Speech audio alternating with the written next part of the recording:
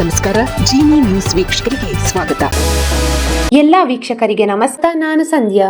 ಮುಖ್ಯಮಂತ್ರಿಗಳ ಜಿಲ್ಲಾ ಪ್ರವಾಸದ ವೇಳೆ ಅತ್ಯಂತ ಗಂಭೀರ ಮಟ್ಟದ ವಿಐಪಿ ಶಿಷ್ಟಾಚಾರ ಹಾಗೂ ವೈದ್ಯಕೀಯ ಭದ್ರತಾ ಲೋಪ ಎಸಗಿದ ಆರೋಪದ ಮೇಲೆ ಬೆಳಗಾವಿ ಜಿಲ್ಲಾ ಆರೋಗ್ಯ ಮತ್ತು ಕುಟುಂಬ ಕಲ್ಯಾಣಾಧಿಕಾರಿ ಡಾಕ್ಟರ್ ಈಶ್ವರ ಗಡಾದ ಅವರಿಗೆ ಜಿಲ್ಲಾಡಳಿತ ಶೋಕಾಸ್ ನೋಟಿಸ್ ಜಾರಿ ಮಾಡಿರುವುದು ಕಂಡುಬಂದಿದೆ. ಜುಲೈ 9ರ ಗುರುವಾರದಂದು ಬೆಳಗಾವಿಯಲ್ಲಿ ನಡೆದ ಭಾಗೀಯ ಮಟ್ಟದ ಪ್ರಗತಿ ಪರಿಶೀಲನಾ ಸಭೆಗೆ ಸಿಎಂ ಡಿಕೆ ಶಿವಕುಮಾರ್ ಆಗಮಿಸಿದ್ದರು. ಪ್ರವಾಸದ ವೇಳೆ ಸರ್ಕಾರದ ಸ್ಪಷ್ಟ ನಿರ್ದೇಶನಗಳಿದ್ದರೂ ತೀವ್ರ ಕರ್ತವ್ಯ ಲೋಪ ಎಸಗಿರುವುದು ಪರಿಶೀಲನೆ ವೇಳೆ ಕಂಡುಬಂದಿರುವುದು. ಸರ್ಕಾರದ ನಿಯಮಾವಳಿ ಪ್ರಕಾರ ಸಿಎಂ ಪ್ರವಾಸದಲ್ಲಿದ್ದಾಗ ಅತ್ಯಾಧುನಿಕ ಜೀವರಕ್ಷಕ ಉಪಕರಣಗಳಿರುವ ಅಡ್ವಾನ್ಸ್ಡ್ ಲೈಫ್ ಸಪೋರ್ಟ್ ಆಂಬ್ಯುಲೆನ್ಸ್ ಹಾಗೂ ತಜ್ಞ ವೈದ್ಯರ ತಂಡವನ್ನು ಕಡ್ಡಾಯವಾಗಿ ನೇಮಿಸಬೇಕಿತ್ತು.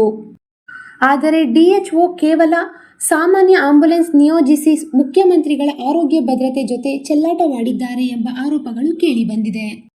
ಸಿಎಂ ವಾಸ್ತವ್ಯ ಹೂಡಿದ್ದ ಸ್ಥಳದಲ್ಲಿ ಹಿರಿಯ ತಜ್ಞ ವೈದ್ಯರನ್ನು ಕರ್ತವ್ಯಕ್ಕೆ ಹಾಕುವ ಬದಲು ಪಿಜಿ ವಿದ್ಯಾರ್ಥಿಗಳನ್ನು ನೇಮಿಸಿ ಪ್ರೋಟೋಕಾಲ್ ಉಲ್ಲಂಘಿಸಲಾಗಿತ್ತು.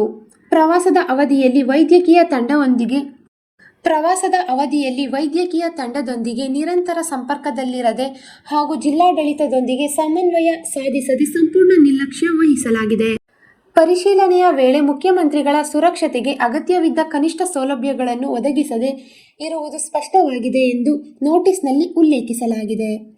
ಈ ಕುರಿತು 7 ದಿನಗಳ ಒಳಗೆ ಸೂಕ್ತ ಹಾಗೂ ಸಮರ್ಪಕ ವಿವರಣೆ ನೀಡದಿದ್ದರೆ ಸೇವೆಯಿಂದ ಅಮಾನತು ಸೇರಿದಂತೆ ಕಠಿಣ ಶಿಸ್ತು ಕ್ರಮ ಜರುಗಿಸುವುದಾಗಿ ಜಿಲ್ಲಾಡಳಿತ ಎಚ್ಚರಿಕೆ ನೀಡಿದೆ.